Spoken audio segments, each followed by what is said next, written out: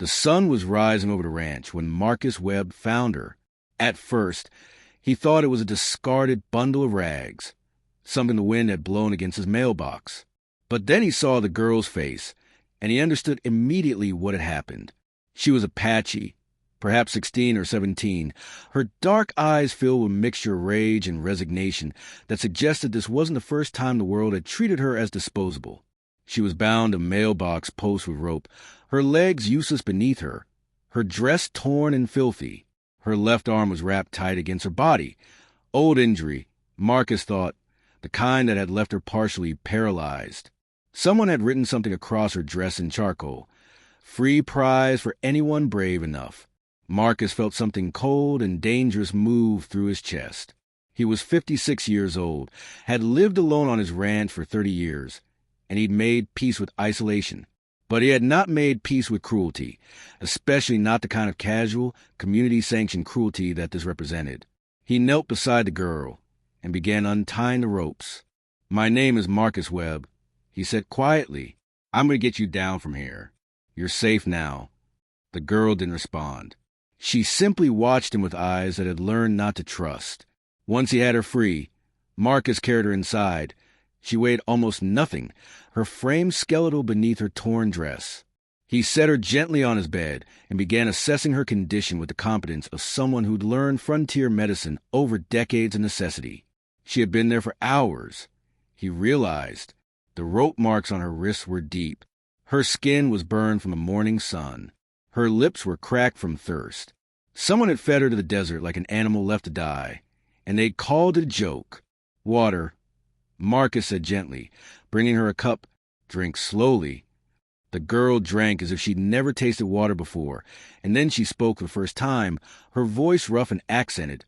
"You should have left me. Everyone else has." "I'm not everyone else," Marcus said. Her name was Takoda. She'd been born on a reservation, but had been sent away at age 8 to a mission school that promised civilization. The school had broken her body. A fall from a horse during a punishment beating had left her partially paralyzed, and had tried to break her spirit. When she returned to the reservation at 16, neither her family nor the tribe knew what to do with a girl who couldn't work, couldn't contribute, couldn't fulfill the role tradition had assigned her.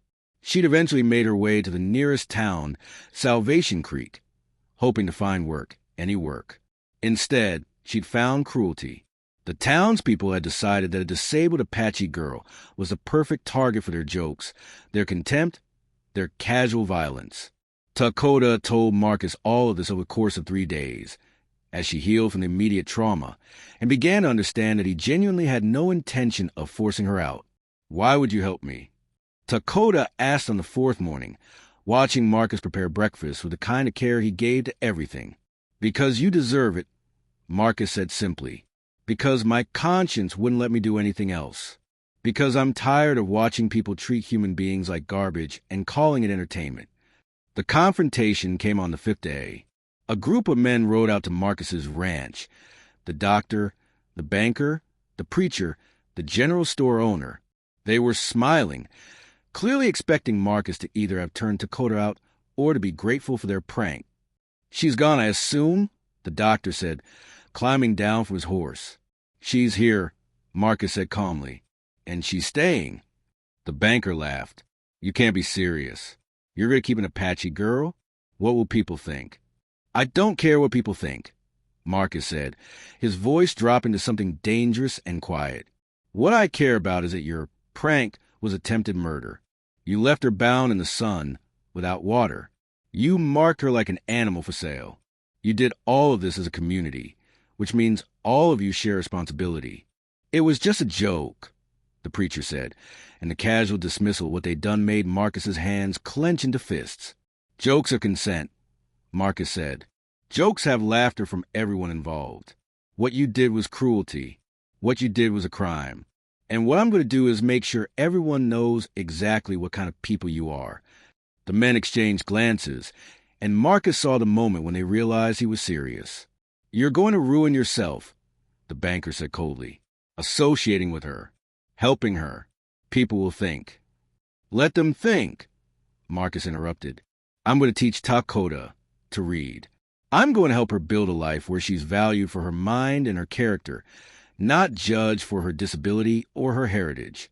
And if any of you have a problem with that, you can take it up with me, though I'd advise against it. The townspeople tried to destroy Marcus. They spread rumors about him in Takoda, rumors that were sexual, degrading, designed to create scandal. They refused to do business with him, to trade with him, to acknowledge him as part of their community. The preacher delivered a sermon about the corruption of frontier values. The banker refused to extend credit on his ranch operation, but Marcus didn't care. Over the next year, he taught Takoda to read and write. He helped her develop her natural intelligence into knowledge, mathematics, history, literature, languages. She was brilliant, he discovered, with a mind that had been constrained by circumstances but never broken by them. Takoda began to help with ranch operations, not because she had to, but because she wanted to. She developed a system for managing cattle, designed a more efficient structure for barn, and created a breeding program that Marcus knew was far superior to his own methods. "You should be running this ranch," Marcus told her one evening as they sat on the porch watching the sunset. "I should be running my own ranch," Takoda corrected. "But that requires something I don't have, capital and community acceptance." Marcus was quiet for a moment, and then he made a decision that would transform everything. "Then we'll create both. We'll establish you as a partner in this operation. 50-50. We'll show the community that your disability doesn't diminish your capability, that your Apache heritage is an asset, not a liability. And we'll prove that the people who tried to destroy us were cowards." The partnership became legendary throughout the territory. The Webb Takoda Ranch became known for the finest cattle, the most innovative practices, and the fairest treatment of workers. Takoda's management system was studied by other ranchers, even those who'd mocked her. Her breeding program produced cattle that commanded premium prices at market. More importantly, Takoda became a symbol of what was possible when someone was given opportunity and respect. Young Apache women began appearing at her door, asking to learn her methods. People with disabilities discovered that limitation could be navigated, could even be transformed into unique advantage. The townspeople who tied her to Mailbox as a joke found themselves increasingly isolated. Their own prejudices became public knowledge. Their cruelty was transformed into a story that was told, not as entertainment, but as a cautionary tale about the nature of mob violence and casual persecution.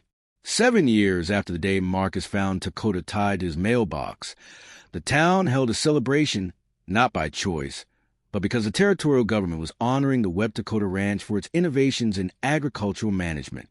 The preacher, the banker, the doctor, all of them attended, forced to sit in an audience while Takoda received recognition for her brilliance. She accepted the award with grace, acknowledging Marcus as her partner, but claiming her own achievement. "I want to be clear about something," Takoda said, her voice steady and powerful. 7 years ago, this community tied me to a mailbox and left me to die as a joke. They believed I was worthless because of my disability and my heritage. One man believed otherwise. But I want you to understand, my worth was never dependent on his belief.